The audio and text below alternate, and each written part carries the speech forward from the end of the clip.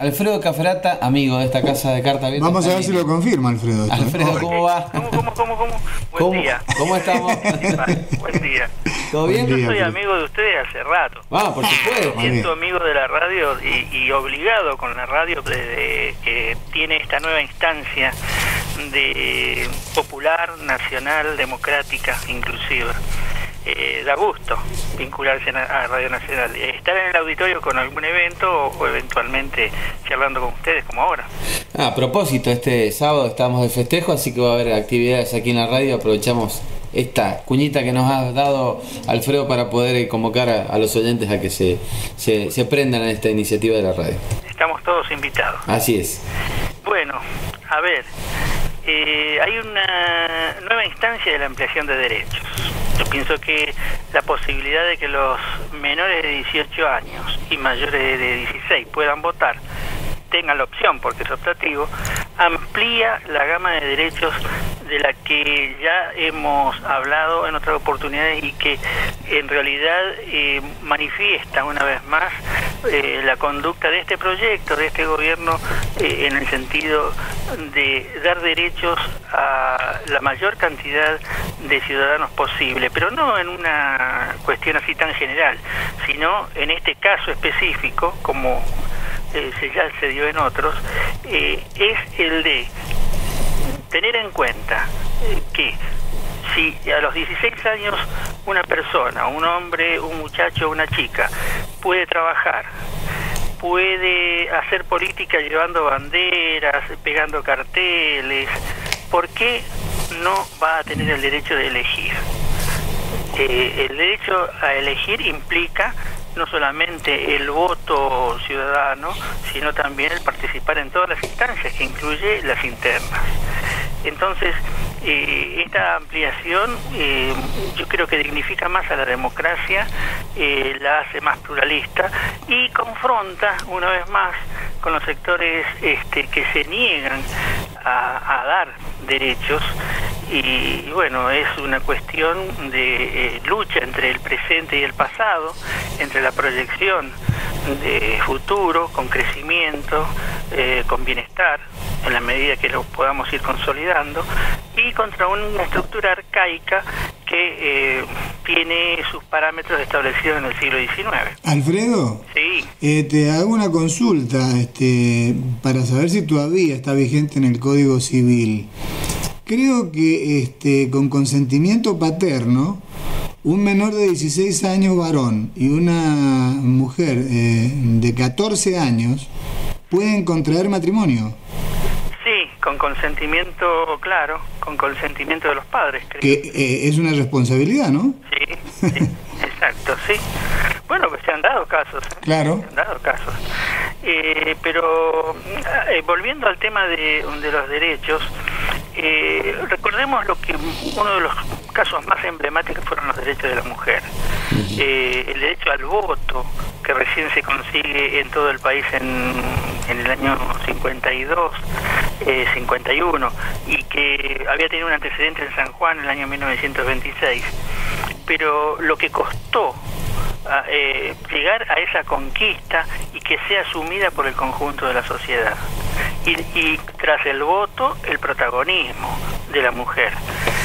Y siempre el hecho de que una sociedad patriarcal, machista, manejada por pocos hombres, al tener la ampliación de derechos, en el caso de la mujer, o en este caso el de los jóvenes mayores de 16 años, hace que sea más pluralista y menos controlable por esos grupos de poder, por esos grupos minoritarios, dirigidos por superhombres de los supernegocios, de las superfinanzas.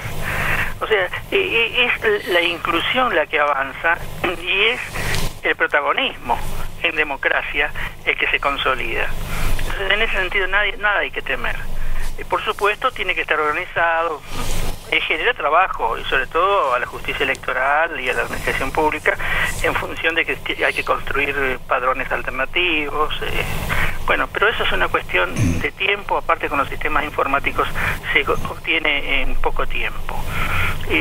Lo importante es eso, y aparte volviendo sobre los jóvenes mayores de 16 y los que tampoco, los mayores de 15 o 14 años que ya participan en política y que según algunos dirigentes eso es impropio, como el caso de la Ciudad de Buenos Aires, la Ciudad Autónoma de Buenos Aires, que ha hasta regimentado diríamos el hecho de que en ciertos espacios como las escuelas no se puede hacer expresiones de política.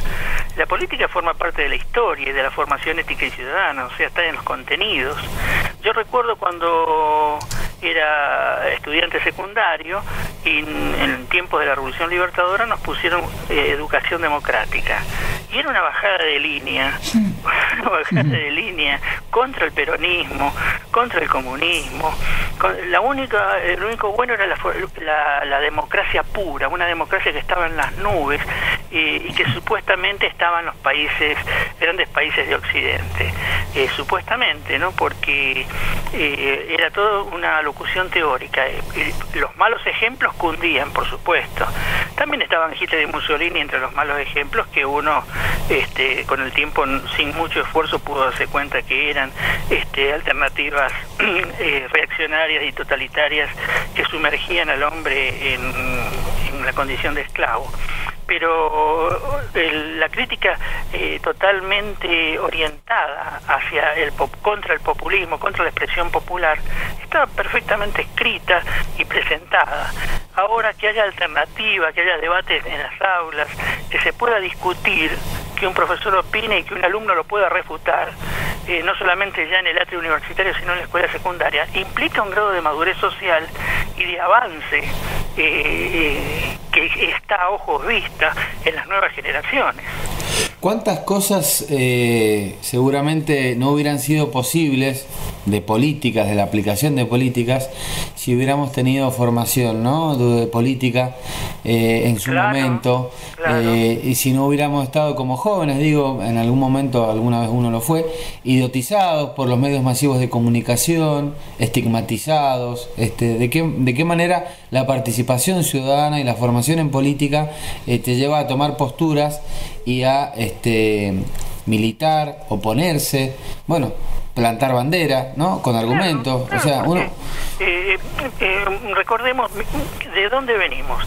Tuvimos la generación de los que hicieron el secundario en la escuela en la época del proceso, en la época de la dictadura, mejor ni hablar. Y después la época de los 90, donde todo era incólume, el pensamiento único implantado, el economicismo supremo, era indiscutible, de eso no se podía hablar porque eso no se podía tocar. Algunos profesores con audacia planteaban las críticas y muchos alumnos se prendían a discutir, algunos hasta defendían el modelo en ese momento. Yo recuerdo, siendo profesor, de haber tenido discusiones con algunos alumnos, intercambio de palabras, más bien ideas, sin llegar a discusiones acaloradas como puede darse en la discusión política en sí. Pero era muy ilustrativo y muy orientador. Y gradualmente todos aprendíamos en esas discusiones o intercambio de ideas.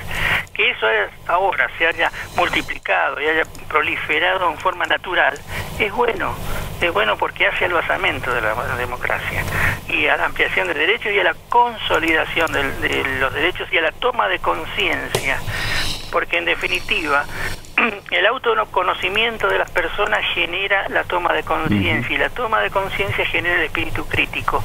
O sea, esa persona, ese ciudadano es insubordinable. Él va a pensar en función de sus intereses sociales, y nadie le va a vender nada, ni por televisión, ni con afiches, ni con campañas mediáticas.